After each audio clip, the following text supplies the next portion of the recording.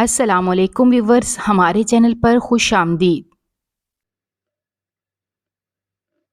جن بچوں کو بچپن میں دھتکار اور گالیاں سننے کو ملتی ہیں، بڑے ہو کر ان کی شخصیت بھی ویسی ہی بنتی ہے۔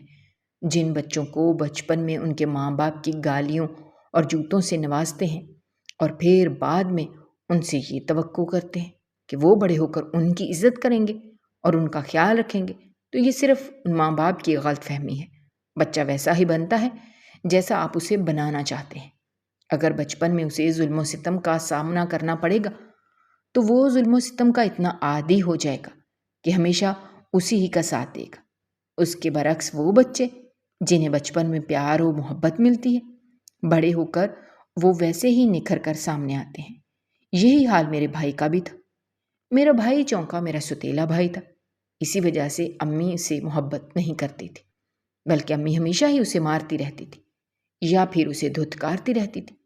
میں نے کبھی بھی نہیں دیکھا تھا کہ امی نے کبھی اس سے پیار سے بات کی ہو یا اسے تھوڑی دیر کے لیے اپنی گود میں بٹھایا ہو۔ دراصل میری امی نے میرے والد کی وفات کے 3 مہینے بعد ہی دوسری شادی کر لی تھی۔ جس شخص سے انہوں نے شادی کی تھی اس کا پہلے ہی ایک چھوٹا سا بچہ تھا۔ اس کا بیٹا مجھ سے 2 سال چھوٹا تھا۔ یوں میں اس کی بڑی بہن بن گئی۔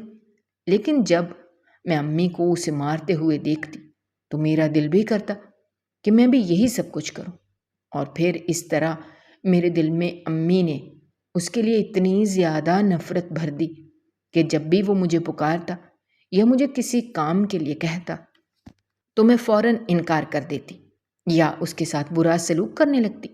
میں دیکھتی تھی کہ وہ اکثر ہی گھر کے کونے میں بیٹھا روتا رہتا تھا اور اپنی امی کو یاد کرتا رہتا تھا۔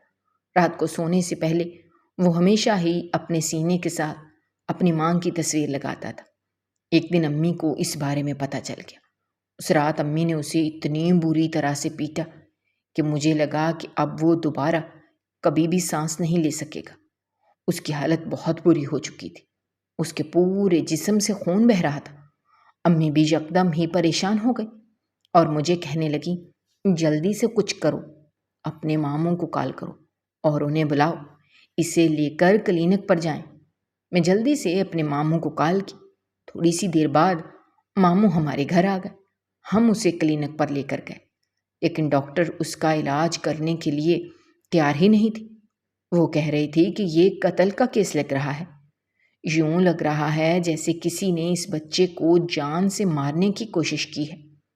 میں نے ڈرتے ڈرتے امی کی طرف دیکھا۔ امی کے چہرے پر ہوائیاں اڑی ہوئی تھیں۔ وہ بہت زیادہ خوفزدہ نظر آ رہی تھی۔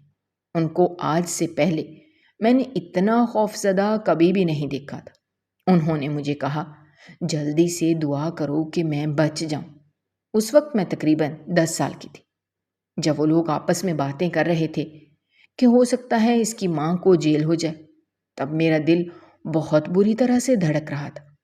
مجھے اپنی ماں سے بہت زیادہ محبت تھی، کیونکہ اب میری ماں کے علاوہ اس دنیا میں میرا کوئی بھی نہیں بچا تھا۔ باپ کا تو انتقال ہو ہی چکا تھا۔ میرا کوئی سگا بہن بھائی بھی نہیں تھا۔ یہاں تک میرے ستیلے بھائی کا سوال تھا تو اسے مجھے اس دن بھی شدید نفرت ہو گئی تھی، کیونکہ مجھے سب یہی بتا رہے تھے کہ تمہاری ماں کو تمہارے ستیلے بھائی کی وجہ سے جیل ہو سکتی ہے، لیکن تب کوئی بھی یہ بات نہیں کر رہا تھا کہ جیل ہونے کی وجہ کیا ہے۔ خدا کا شکر تھا کہ میرے ماموں کے ایک دوست نے اس ڈاکٹر سے بات کر لی اور وہ ڈاکٹر میرے ستیلے بھائی کا علاج کرنے کے لیے تیار ہو گئے۔ وہ پوری رات ہم نے اسپتال میں ہی گزاری تھی۔ میں جانتی تھی کہ وہ رات امی پر کسی قیامت کی طرح ٹوٹی تھی۔ پوری رات ہی امی روتی رہی تھی، یہاں تک کہ امی نے ابا کو بھی جھوٹ بولا تھا کہ اس کے ساتھ یہ سب کچھ گلی کے بچوں نے کیا ہے۔ صبح کے وقت جب وہ ہوش میں آیا تب میں اور امی اس کمرے میں ہی موجود تھے۔ میں نے دیکھا کہ ہوش میں آتے ہی امی تیزی سے اس کے پاس گئیں اور اس کا منہ دبوچتے ہوئے اسے کہنے لگیں، خبردار، جو تم نے کسی کو بھی اس بارے میں بتانے کی کوشش کی، اگر تم نے یہ جرت کی تو میں تمہیں جان سے مار دوں گی۔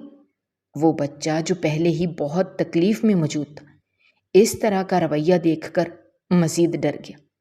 اس نے جلدی سے آنکھیں بند کر لی اور روتے ہوئے کہنے لگا، خالہ، میں کسی کو کچھ نہیں بتاؤں گا، خدا کے لیے مجھے چھوڑ دیں، مجھے بہت تکلیف ہو رہی ہے۔ اس وقت ہی امی کو ڈاکٹر کی آواز سنائی دی۔ امی ڈر کر تیزی سے پیچھے ہو کر کھڑی ہو گئی۔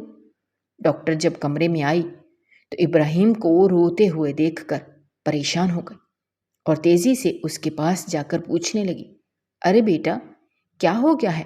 تمہیں تو خوش ہونا چاہیے کہ تمہیں ہوش آ گیا ہے۔ ڈاکٹر کی بات سن کر وہ تیزی سے نفی میں سر ہلانے لگا اور کہنے لگا، ڈاکٹر، مجھے دوبارہ سے بے ہوش کر دو، مجھے ہوش میں نہیں رہنا، مجھے ساری عمر بے ہوش ہی رہنا ہے۔ ڈاکٹر نے بے ساختہ ہم دونوں ماں بیٹی کی طرف دیکھا۔ میں چونکا، بھی بہت چھوٹی تھی، اسی وجہ سے وہ مجھے کچھ بھی نہیں کہہ سکی۔ اس نے مجھے باہر بھیج دیا، مگر میں باہر جانے کے بجائے دروازے کے قریب ہی جا کر کھڑی ہو گئی۔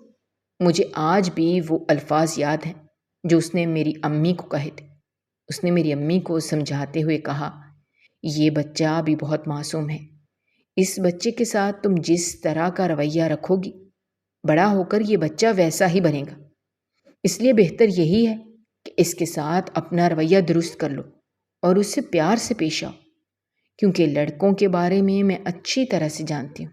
لڑکے جو کچھ بچپن میں دیکھتے ہیں، بڑے ہو کر وہی سب کچھ کرتے ہیں۔ ابھی تم اسے تکلیف پہنچا رہی ہو سکتا ہے جب تم بوڑھی ہو جاؤ، تمہاری دیکھ بھال کرنے کے لیے کوئی بھی نہ ہو، تو یہ بھی تمہیں ویسی ہی تکلیف پہنچائے۔ مجھے پتا تھا کہ امی نے اس کی یہ بھی بات نہیں سنی، بلکہ میری امی کو تو کسی کی کوئی بات سننے کی عادت ہی نہیں تھی، وہ ہمیشہ صرف اپنی ہی کرتی تھی۔ ڈاکٹر کے جانے کے بعد امی نے مجھے کمرے میں بلایا اور ڈاکٹر کی پیٹھ پیچھے اسے گالیاں دیتے ہوئے کہنے لگی، پتہ نہیں خود کو سمجھتی کیا ہے، آئی بڑی مجھے گیان دے رہی تھی۔ مجھے اچھی طرح سے پتا ہے کہ مجھے کیا کرنا چاہیے اور کیا نہیں کرنا چاہیے۔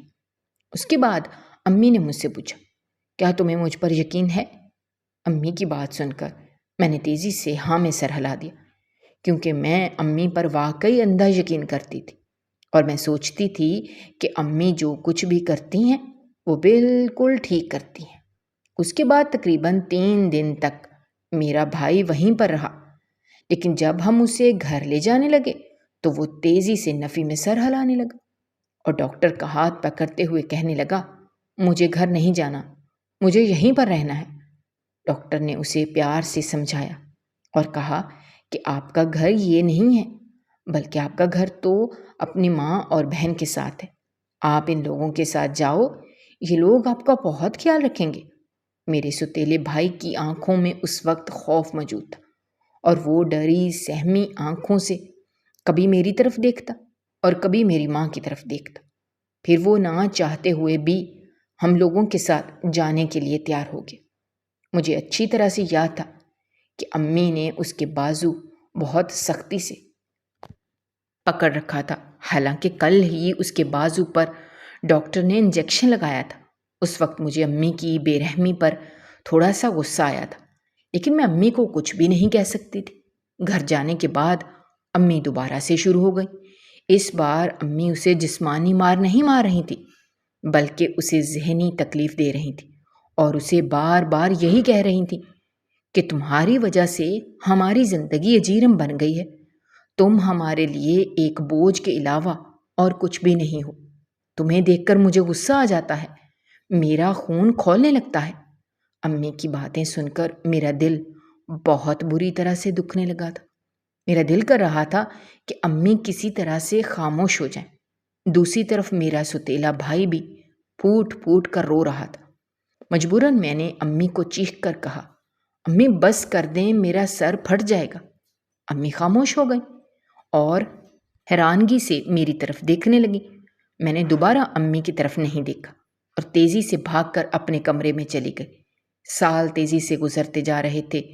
جیسے جیسے میرا بھائی بڑا ہو رہا تھا، ویسے ویسے اس پر ظلم کی انتہا بھی بڑھتی چلی جا رہی تھی۔ میرے بھائی کو پڑھنے کا بہت شوق تھا، اسی وجہ سے وہ پڑھائی میں ہمیشہ ہی فرسٹ آتا تھا، جبکہ میری پڑھائی میں ہمیشہ ہی 7ویں 8ویں پوزیشن آتی تھی، جس کی وجہ سے اکثر مجھے امی کی ڈانٹ سننی پڑتی تھی۔ میرا بھائی فرسٹ آ کر بھی امی سے مار ہی کھاتا تھا۔ کیونکہ امی کو دکھ ہوتا تھا کہ وہ پوزیشن مجھے کیوں نہیں ملی۔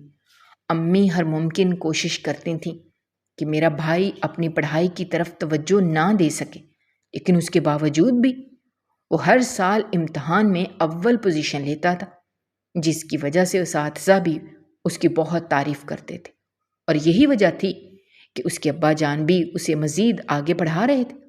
جب وہ 8ویں کا امتحان دے کر فارغ ہوا تو ابا سے کہنے لگا، مجھے آپ بورڈنگ اسکول بھیج دیں، میں نے یہاں پر مزید رہ کر نہیں پڑھنا۔ اب وہ کافی بڑا ہو چکا تھا، لیکن اس کے باوجود بھی امی اسے مارتی تھیں اور اسے ذہنی تکلیف پہنچاتی تھیں۔ اس کی بات سن کر ابا پریشان ہو گئے اور کہنے لگے، تم اپنے گھر والوں کو چھوڑ کر وہاں پر کیا کرنے کے لیے جا رہے ہو؟ اس نے عجیب و غریب نظروں سے ہم ماں بیٹی کی طرف دیکھا اور کہنے لگا، اگر گھر والے ایسے ہوتے ہیں تو مجھے اس طرح کے گھر والے نہیں چاہیے۔ امی کے چہرے پر ایک سایہ سا آ کر لہرایا۔ مجھے شدت سے کچھ غلط ہونے کا احساس ہوا۔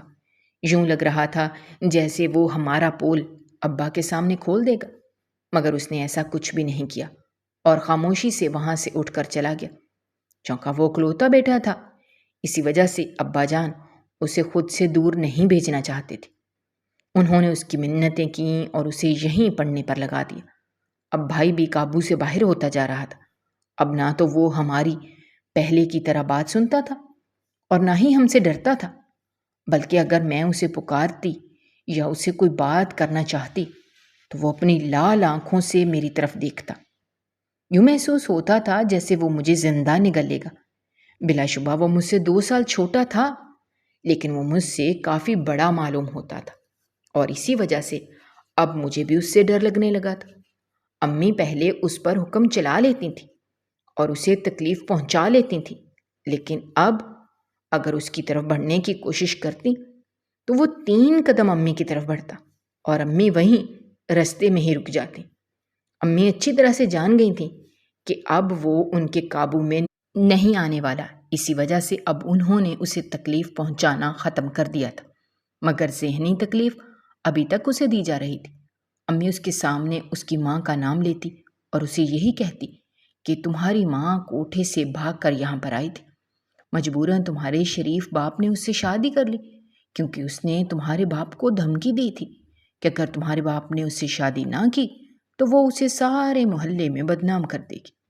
امی کی باتیں سن کر اس کا چہرہ یکدم ہی لال ہو جاتا تھا۔ یوں لگتا تھا جیسے تھوڑی ہی دیر بعد لاوا پھٹ پڑے گا۔ میں امی کو اکثر منع کرتی تھی اور انہیں کہتی تھی کہ اب یہ چھوٹا سا ابراہیم نہیں رہا، بلکہ اب یہ ایک نوجوان انسان بن رہا ہے۔ آپ اس کے سامنے اس طرح کی باتیں مت کیا کریں، کہیں ایسا نہ ہو کہ یہ کسی دن قابو سے باہر ہو جائے اور آپ کو تکلیف پہنچا دے۔ لیکن امی نے میری بات نہیں مانی اور اسے ذہنی تکلیف دینا جاری رکھی۔ اب میرا بھائی 10ویں جماعت میں پہنچ چکا تھا، اب وہ گھر کم ہی آتا تھا۔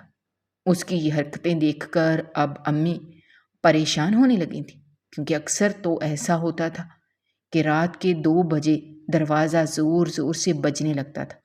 جب جا کر دروازہ کھولتی تو سامنے ہی ابراہیم کھڑا ہوتا تھا۔ ایک دن محلے کی ایک عورت امی سے بات کر رہی تھی کہ تمہارا بیٹا تمہارے قابو سے نکلتا چلا جا رہا ہے، اپنے بیٹے پر کنٹرول کرو، ورنہ کہیں ایسا نہ ہو کہ وہ تم دونوں ماں بیٹی کو چھوڑ کر چلا جائے۔ اس کی بات سن کر امی کہنے لگی، ارے بے شک جائے، اس کے جانے سے ہمیں کیا فرق پڑتا ہے؟ محلے کی ایک اور عورت بولی، کیوں نہیں فرق پڑتا؟ اس کے بعد کی تمام جائیداد اسی کے نام پر ہے، یہ گھر بھی اسی کے نام پر ہے۔ جس دن تمہارے شوہر کا انتقال ہو گیا اس دن یہ سب کچھ اسے مل جائے گا، اسی لیے بہتر یہی ہے کہ اپنے بیٹے کو قابو میں کرنا شروع کر دو۔ اس کی بات سن کر امی کا منہ حیرت سے کھلے کا کھلا رہ گیا۔ میں خود بھی پریشان ہو گئی تھی، کیونکہ اس بارے میں نے خود کبھی سوچا ہی نہیں تھا کہ یہ ساری چیزیں تو ابراہیم کے نام پر ہیں اور ہمارے نام تو صرف اور صرف چند تولے سونا ہی ہے، جسے ہرگز بھی زندگی نہیں گزاری جا سکتی۔ دوسری طرف ان دنوں ابا جان کی طبیعت بھی بہت خراب رہنے لگی تھی، وہ اکثر ہی بیمار رہتے تھے۔ ڈاکٹر نے تو یہاں تک کہہ دیا تھا کہ ان کے پاس اب کم وقت ہی باقی رہ گیا ہے۔ اگر ان کی بیماری اسی طرح سے چلتی رہی تو ہو سکتا ہے کہ ایک دن ان کی سانسیں چلنا بند ہو جائیں۔ ابا کی بیماری کا سن کر میں خود بھی بہت زیادہ پریشان ہو گئی تھی۔ دراصل مجھے بچپن سے ہی یونیورسٹی جانے کا شوق تھا۔ بلا شبہ میں پڑھائی میں ذرا بھی دلچسپی نہیں رکھتی تھی، لیکن جب میں محلے کی لڑکیوں کو یونیورسٹی سے آتے ہوئے دیکھتی اور یونیورسٹی کے بارے میں ان کے منہ سے باتیں سنتی تو میرے دل میں بھی آتا کہ میں بھی یونیورسٹی میں داخلہ لوں۔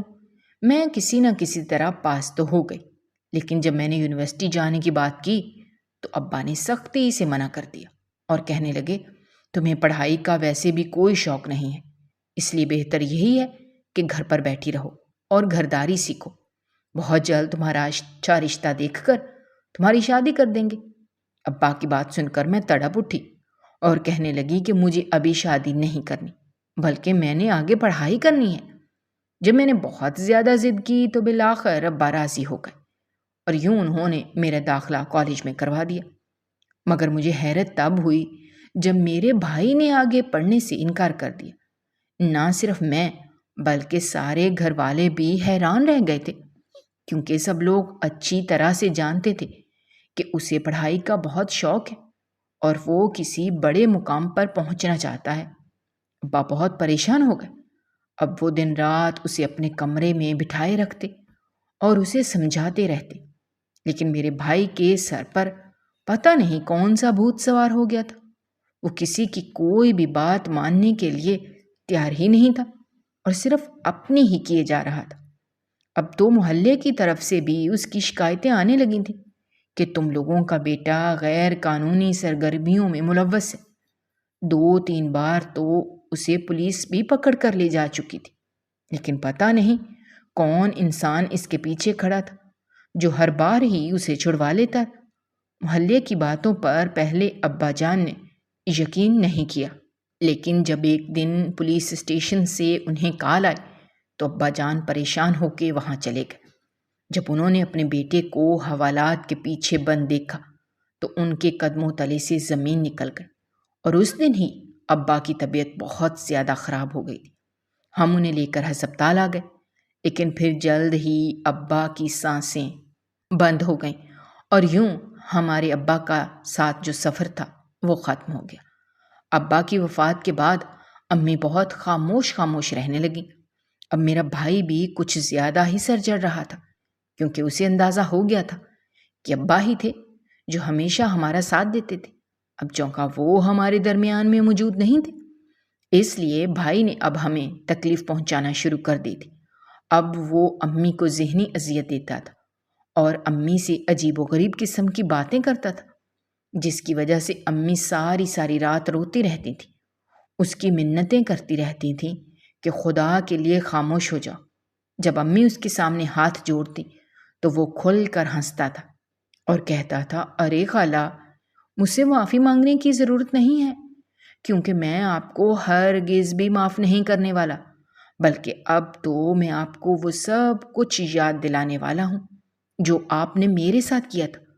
آپ کو اچھی طرح سے یاد ہوگا کہ بچپن میں میں بھی اسی طرح سے آپ کے سامنے ہاتھ جوڑتا تھا تاکہ آپ مجھے تکلیف نہ پہنچائیں، لیکن بدلے میں آپ کیا کرتی تھیں؟ آپ مجھے اتنی بری طرح سے پیٹتی تھیں کہ کافی دن تک تو میں ہلنے کے قابل ہی نہیں رہتا تھا۔ امی اس سے معافی مانگتی، لیکن وہ آگے سے صرف ہنس دیتا اور امی کو کہتا، یہ تو کچھ بھی نہیں ہے، اب جو کچھ میں آپ کی بیٹی کے ساتھ کروں گا، اگر اس کے بارے میں آپ کو پتہ لگ جائے تو آپ کی سانسیں یہیں پر بند ہو جائیں۔ جس دن اس نے میرے بارے میں امی سے بات کی، اس دن امی اس کے قدموں میں گر گئیں۔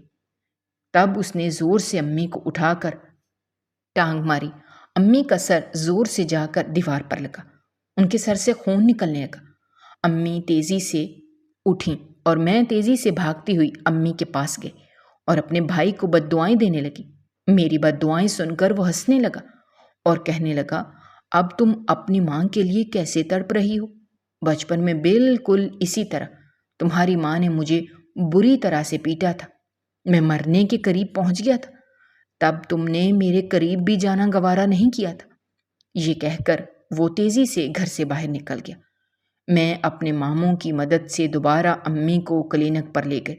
یہ وہی کلینک تھا، ڈاکٹر بھی وہی تھی، صرف اور صرف منظر بدل گیا تھا۔ پہلے وہاں پر میں اپنے زخمی بھائی کو لے کر گئی تھی، اب میں وہاں پر اپنی زخمی ماں کو لے کر آئی تھی۔ جب ڈاکٹر نے میری ماں کی یہ حالت دیکھی تو پریشان ہو گئی اور مجھ سے پوچھنے لگی کہ ان کو کیا ہوا ہے۔ میں نے شرمندہ ہوتے ہوئے انہیں اپنے بھائی کے بارے میں بتا دیا۔ میری بات سن کر ان کے چہرے پر ایک دکھ بھری مسکراہٹ پھیل گئی اور وہ مجھے کہنے لگیں، میں تمہاری ماں کو بچپن سے یہی سمجھاتی تھی کہ اپنے بیٹے کے ساتھ اچھا سلوک کرو اور اسے اچھا انسان بناؤ، لیکن تمہاری ماں نے کبھی بھی میری باتوں کی طرف غور کرنا گوارا ہی نہیں کیا۔ اب اس کے ساتھ جو کچھ بھی ہو رہا ہے یہ اس کے اعمال کا ہی نتیجہ ہے۔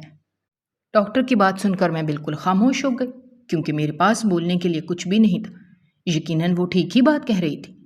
امی نے جو کچھ بویا تھا وہی سب کچھ کاٹ رہی تھی۔ امی کی حالت بہت زیادہ بگڑتی چلی جا رہی تھی۔ ڈاکٹر نے مجھے کہا کہ یہاں پر ان کا علاج کرنا مشکل ہے کیونکہ ان کے سر پر گہری چوٹ لگی ہے، تم انہیں کسی بڑے ہسپتال لے کر جاؤ۔ امی کو لے کر میں بڑے ہسپتال چلی آئی، جہاں پر میں نے ڈاکٹر سے ان کا علاج کروایا۔ 2 دن کے بعد امی ٹھیک ہو گئی، لیکن پھر تیسرے ہی دن اچانک ان کی موت ہو گئی۔ امی کی موت کی خبر میرے لیے بہت بڑی تھی، کیونکہ امی کی موت کے بعد میں بالکل تنہا رہ گئی تھی۔ اب میرا اس دنیا میں کوئی بھی نہیں تھا۔ میں امی کے بیڈ کے قریب بیٹھی پھوٹ پھوٹ کر رو رہی تھی، جب اچانک ہی مجھے اپنے کندھے پر کسی کے ہاتھوں کا لمس محسوس ہوا۔ میں نے گردن اٹھا کر دیکھا تو وہاں پر میرا چھوٹا بھائی کھڑا تھا، جو عجیب و غریب نظروں سے میری طرف ہی دیکھ رہا تھا۔ اس کو اس طرح سے اپنی طرف دیکھتا پا کر ایک لمحے کے لیے میرا دل تیزی سے دھڑکا اور مجھے شدت سے کچھ غلط ہونے کا احساس ہوا، مگر بجائے مجھے کچھ کہنے کے اس کی آنکھوں سے آنسو بہنے لگے اور پھر وہ میرے کندھے پر سر رکھ کر رونے لگا۔ اس کو اس طرح سے روتا دیکھ کر میں بھی پھوٹ پھوٹ کر رونے لگی۔ مجھے یوں لگا تھا کہ شاید وہ میرے غم میں دکھی ہو رہا تھا، لیکن میں نہیں جانتی تھی کہ اس کے دماغ میں کیا چل رہا ہے۔ امی کی وفات کے 3 دن بعد ہی وہ میرے پاس آیا اور مجھے کہنے لگا، چلو اب جلدی سے اٹھو، میں تمہیں تمہاری اوقات میں چھوڑ کر آتا ہوں۔ اس کی بات سن کر میں بے یقینی سے اس کی طرف دیکھنے لگی۔ میں یکدم ہی خوفزدہ ہو گئی تھی، میرا دل بہت تیزی سے دھڑک رہا تھا۔ میں نے اس سے پوچھا کہ تم کس بارے میں بات کر رہے ہو، لیکن اس نے میری بات کی طرف توجہ دینا ضروری نہیں سمجھی۔ اس نے میرا ہاتھ پکڑا اور ایک جھٹکے سے مجھے اٹھا کر اپنے ساتھ لے کر جانے لگا۔ میں خود کو اس سے چھڑوانے کی کوشش کر رہی تھی، لیکن اس کی گرفت بہت ہی مضبوط تھی۔ میں چاہ کر بھی خود کو اس کے پنجے سے آزاد نہیں کر پا رہی تھی۔ تھوڑی ہی دیر بعد وہ مجھے ایک بہت ہی عجیب و غریب جگہ پر لے آیا، جہاں پر صرف ناچ اور گانا چل رہا تھا۔ تھوڑی ہی دیر بعد مجھے اندازہ ہو گیا کہ یہ کوئی عام جگہ نہیں ہے، بلکہ یہ تو ایک طوائف خانہ ہے۔ میں نے بے یقینی سے اپنے بھائی کی طرف دیکھا، وہ مسکراتے ہوئے میری ہی طرف دیکھ رہا تھا۔ وہ مجھے کہنے لگا، کیا ہو گیا ہے؟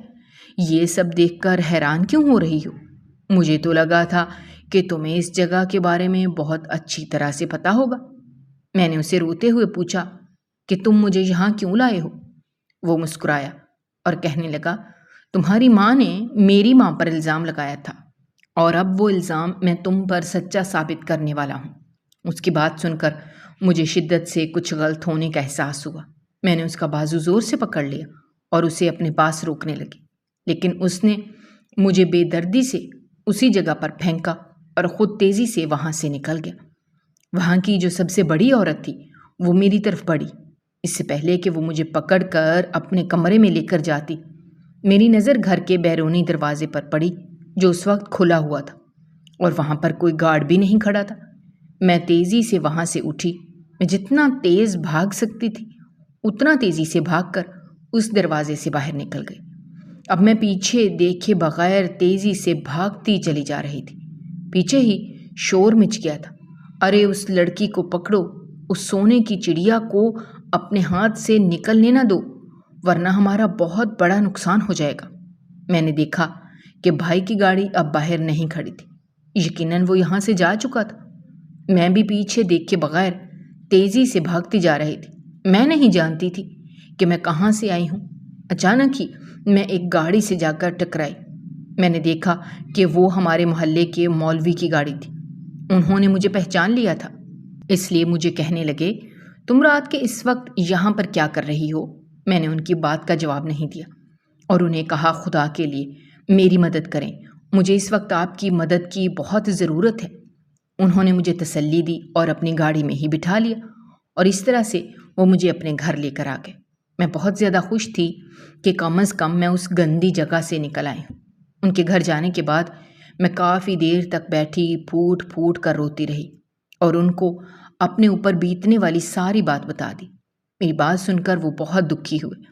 انہوں نے مجھے تسلی دی اور کہا، تمہیں فکر مند ہونے کی ضرورت نہیں ہے، تم جب تک چاہو تب تک یہاں پر رک سکتی ہو۔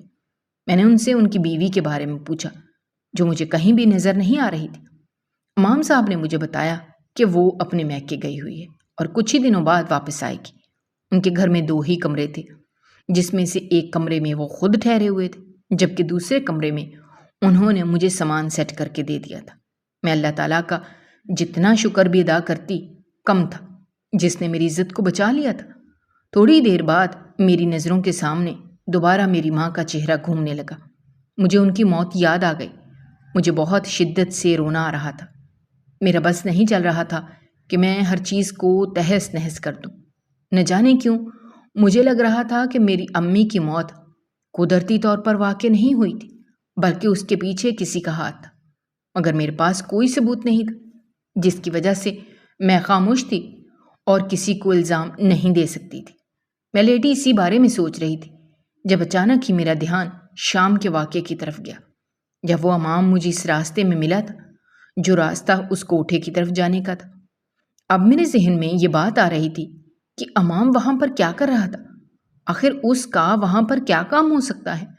ہزاروں طرح کے وسوسے تھے جو مجھے پریشان کرنے لگے تھے۔ ویسے تو اس امام کے بارے میں پہلے بھی میں نے بہت ساری باتیں سن رکھی تھیں کہ یہ کوئی ٹھیک آدمی نہیں ہے، بلکہ بہت سے دوسرے کاموں میں ملوث ہے۔ یہ باتیں محلے کی عورتیں ہی کیا کرتی تھیں۔ میں نے کبھی بھی ان باتوں کی طرف توجہ نہیں دی تھی، لیکن نہ جانے کیوں آج مجھے ان کی باتیں کسی نہ کسی حد تک سچی لگ رہی تھیں۔ میں نے جلدی سے اپنے دماغ کو یہ سب سوچنے سے جھٹکا اور خود کو باور کرایا کہ جس امام کے بارے میں تم یہ سب کچھ سوچ رہی ہو، اسی امام نے تمہاری مدد کی ہے۔ لہٰذا بہتر یہی ہے کہ فضول سوچنا بند کرو اور اس چیز پر دھیان دو کہ کل تم نے کیا کرنا ہے۔ وہ پوری رات میں نے جاگتے ہوئے اپنی ماں کے بارے میں سوچتے ہوئے گزاری تھی۔ اگلی صبح میری کافی دیر سے آنکھ کھلی۔ میں نے دیکھا کہ گھر پر امام موجود نہیں تھا۔ اس کا گھر ہمارے محلے سے تھوڑے ہی فاصلے پر تھا۔ آگے پیچھے جو گھر بنے ہوئے تھے وہ کافی اونچے تھے اور وہ ہمارے صحن کا منظر بخوبی وہاں سے دیکھا جا سکتا تھا۔ میں نے دیکھا کہ ایک گھر کی چھت پر ایک لڑکا کھڑا تھا جس نے کالے رنگ کی ٹوپی پہنی ہوئی تھی۔ ٹوپی کی چھتری نے اس کے چہرے کو ڈھانپا ہوا تھا، جس کی وجہ سے میں اس کا چہرہ نہیں دیکھ پا رہی تھی، لیکن مجھے یوں لگ رہا تھا جیسے وہ مجھے غصے سے دیکھ رہا ہے۔ چند لمحوں کے لیے تو میں یہ سب کچھ دیکھتی رہی، لیکن پھر میری ہمت جواب دے گئی۔ میں نے جلدی سے اپنے ذہن کو جھٹکا اور تیزی سے کمرے کے اندر داخل ہو گئی۔ میرا دل بہت بری طرح سے دھڑک رہا تھا۔ مجھے شدت سے کچھ غلط ہونے کا احساس ہو رہا تھا۔ دوسری طرف امام نے مجھے کہا کہ وہ آج رات تھوڑا لیٹ واپس آئے گا اور اس کے ساتھ اس کے مہمان بھی ہوں گے، اس لیے بہتر یہی ہے کہ میں اپنے کمرے میں ہی موجود رہوں اور کمرے سے باہر نہ نکلوں۔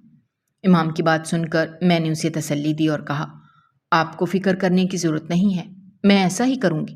شام کے وقت وہ اکیلا گھر کے اندر داخل ہوا اور مجھے کھانا لانے کے لیے کہا۔ میں نے دیکھا کہ اس کے ساتھ مہمان موجود نہیں تھا۔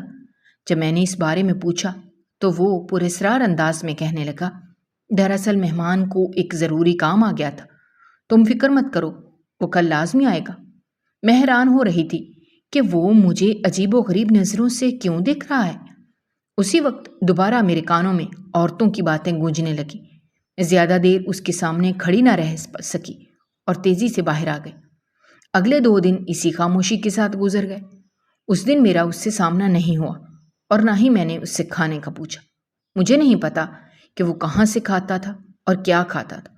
اس نے خود بھی مجھے کبھی بھی کھانا بنانے کے لیے نہیں کہا تھا۔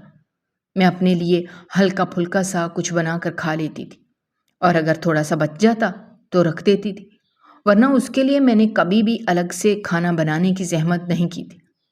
ایک دن نہ جانے میرے دل میں کیا آیا، میں نے سوچا بیچارہ روز رات کو تھکا آ رہا آتا ہے، پتہ نہیں کھانا کھاتا بھی ہے یا نہیں، اسی لیے اس کے کمرے میں کھانا لے کر چلی جاتی ہوں۔ رات تقریباً 11 بجے کا وقت تھا۔ میں اس کے دروازے کے باہر کھڑی تھی جب اچانک ہی بھائی کی آواز مجھے سنائی دی، جو اندر ہی موجود تھا۔ اس کی آواز سن کر میں باہر ہی ٹھہر گئی۔ نہ جانے میرے دل میں کیا آیا، میں نے جلدی سے موبائل نکالا اور ریکارڈنگ شروع کر دی۔ تب مجھ پر جو راز آشکار ہوا اسے سن کر مجھے لگا کہ میرے قدموں کے نیچے سے زمین نکل گئی ہو۔ خیر مجھے پہلے ہی اس بات پر شک تھا، لیکن اب یقین ہو گیا تھا۔ میری ماں کو جان سے مارنے والا کوئی اور نہیں بلکہ میرا بھائی ہی تھا، اور میرے باپ کی جان لینے والا کوئی اور نہیں بلکہ میرا بھائی ہی تھا، اور اس نے یہ سب کچھ مولوی کے مشورے کے مطابق ہی کیا تھا۔ تب مجھے یہ پتہ چلا کہ مولوی اس کا ماموں تھا اور اس کی سابقہ ماں کا بھائی تھا، لیکن چونکہ اس کے باپ کے مولوی کے ساتھ اچھے تعلقات نہیں تھے، اسی لیے ان لوگوں کا ایک دوسرے کی طرف آنا جانا بھی نہیں تھا۔ میرا بھائی اسے بتا رہا تھا کہ بچپن میں وہ دونوں ہی مجھ پر بہت ظلم کرتی تھی۔ ایک اگر مجھے مارتا تو دوسرا خاموشی سے سب کچھ دیکھتا۔ مجھے بہت زیادہ تکلیف ہوتی تھی، میں روتا رہتا تھا، اپنی ماں کو یاد کرتا تھا، لیکن کوئی بھی میری مدد کے لیے نہیں آتا تھا۔ میری بڑی بہن جس سے مجھے تھوڑی بہت امید تھی کہ وہ میری مدد کرے گی اور مجھے ماں کی مار سے بچا لے گی، وہ بھی اپنی ماں کی باتوں میں آ جاتی تھی اور وہ بھی مجھے تکلیف پہنچاتی تھی۔ اسی لیے بچپن ہی میں نے فیصلہ کر لیا تھا کہ جیسے ہی بڑا ہوں گا اور انتقام لینے کے قابل بنوں گا، تب سب سے پہلے ان لوگوں کو جان سے ماروں گا۔ میں اپنا انتقام لینے میں کامیاب ہو گیا، اور پھر میں اپنی بہن کو بھی اس جگہ پر چھوڑ آیا جہاں کی وہ مستحق تھی، مگر تم نے اس پر احسان کیا اور اسے وہاں سے نکال لیا۔ اس کی بات سن کر اس کا ماموں کہنے لگا، ارے تم فکر مت کرو، میں نے اسے ہمیشہ ہمیشہ کے لیے یہاں رکھنے کا فیصلہ نہیں لیا، تھوڑے ہی دنوں کے بعد اسے یہاں سے نکال دوں گا، پھر تم اسے دوبارہ سے وہاں چھوڑ آنا، لیکن اس بار احتیاط کرنا وہ وہاں سے بھاگ نہ سکے۔ میں تیزی سے اس گھر سے نکلی اور بھاگ کر اپنے ماموں کے گھر آ گئی۔ میں نے روتے ہوئے انہیں ساری بات بتا دی اور وہ ریکارڈنگ بھی سنا دی۔ ریکارڈنگ سن کر ماموں خود بہت زیادہ پریشان ہو گئے۔ انہوں نے مجھے تسلی دی اور کہا، تمہیں فکر کرنے کی بالکل بھی ضرورت نہیں ہے، تم اب یہ سب معاملہ مجھ پر چھوڑ دو اور تم آرام سے میرے گھر پر رہو، یہاں پر کوئی بھی تمہیں تکلیف نہیں پہنچا سکتا اور نہ ہی کوئی تمہیں نقصان پہنچانے کا سوچ سکتا ہے۔ اور پھر تھوڑے ہی دنوں کے بعد ماموں نے وہ ریکارڈنگ پولیس کے حوالے کر دی اور یوں پولیس میرے بھائی کو پکڑ کر لے گئی۔